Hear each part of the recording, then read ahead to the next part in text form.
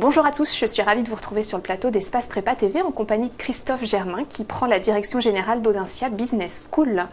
Bonjour Monsieur Germain, merci d'être avec nous. Donc je le disais à l'instant, vous venez d'être nommé directeur général d'Audencia Business School, mais vous êtes une figure bien connue de cette grande école de management française. Quel est votre parcours au sein de l'école? Alors une figure bien connue, je ne sais pas, mais en tout cas effectivement, je suis à Audencia depuis 17 ans maintenant, ce qui marque mon attachement à cette institution. Donc j'ai occupé un certain nombre de fonctions de direction, dans un premier temps au sein du programme Grande École, jusqu'à la fonction de directeur général adjoint depuis 2010. Et puis depuis 2 ans, je dirigeais l'école que nous avons ouverte en Chine, à Shenzhen, dont le nom est Shenzhen Audencia Business School.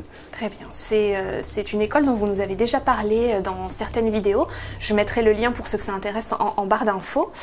J'en viens au plan stratégique que vous, d'ailleurs, vous aviez présenté à la presse en 2016 et dont vous reprenez les manettes finalement en 2018. On est donc à mi-chemin puisque c'est un plan stratégique qui porte Audencia jusqu'en 2020.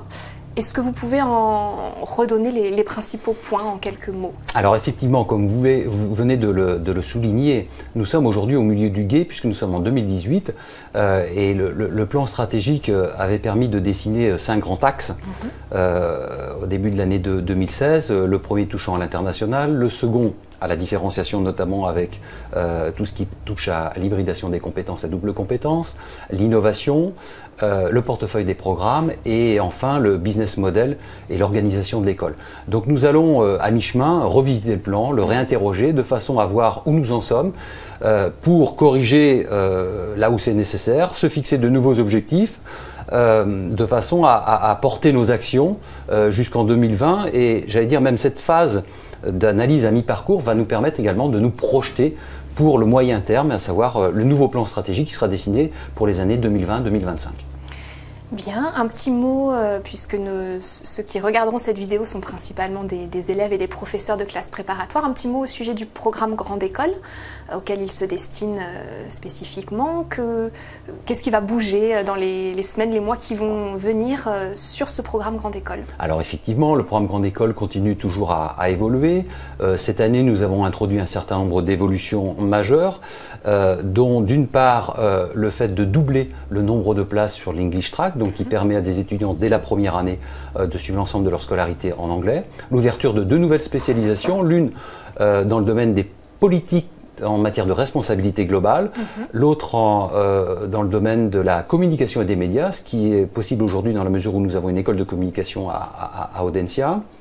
C'est le fait également d'avoir signé 4 nouveaux doubles diplômes qui permettent aux étudiants d'acquérir la double compétence, donc des doubles diplômes en sciences politiques, dans le domaine de la finance, du droit, et puis enfin dans le domaine, alors le 4e domaine, je vous échappe. Oui, il m'échappe. C'est pas très grave, on pourra compléter tout ça dans la barre d'infos, ne vous inquiétez pas. Je rebondis sur un terme que vous avez employé, double compétence. Je crois que vous aimez parler aussi d'hybridation des compétences à Audencia. Comment ça se traduit? Qu'est-ce que c'est Alors, l'hybridation des compétences, c'est le fait pour un étudiant d'acquérir des compétences qui ne ressortent pas directement du champ de la gestion et du management et de se former à un autre domaine, ce qui lui permet d'avoir une plus grande adaptabilité ensuite par rapport aux problématiques auxquelles il va être confronté dans sa vie professionnelle. Petite question qui va intéresser tous ceux qui sont en train de passer le concours BCE cette année. Comment Audencia prévoit d'accueillir ses admissibles 2018? Alors, nous accueillerons nos admissibles cette année sous le soleil, comme à l'habitude, sur notre merveilleux campus, donc qui se situe dans le centre-ville, puisque le campus est à la fois dans un environnement qui est un environnement proche de la nature, mais également à 10 minutes en tramway du centre-ville. Et l'objectif, il est, cette année encore, de façon renouvelée, d'avoir un accueil qui permette de mettre en évidence les qualités de notre école qui se veut toujours, chaque année, la plus accueillante en France. Et qui est d'ailleurs l'une des plus demandées, voire la plus demandée par les préparationnaires au moment des inscriptions, si je ne me trompe pas. Effectivement, Audencia a là aujourd'hui la plus grande part de marché, ce qui démontre bien l'attractivité de l'école. Et donc il nous faudra être à la hauteur de la confiance que nous accordent tous les étudiants qui ont candidaté cette année. Avant de vous remercier, Monsieur Germain, j'adresse un petit mot à l'attention de ceux qui nous regardent et je vous remercie aussi d'ailleurs puisque ça fait pas loin de 30 ans qu'Audencia et Espace Prépa travaillent ensemble sur le thème de culture générale de l'année pour les prépas qui était le corps cette année et qui sera la mémoire l'année prochaine. Et on travaille ensemble avec les professeurs de classe préparatoire pour produire un petit livre qu'on appelle le petit livre bleu.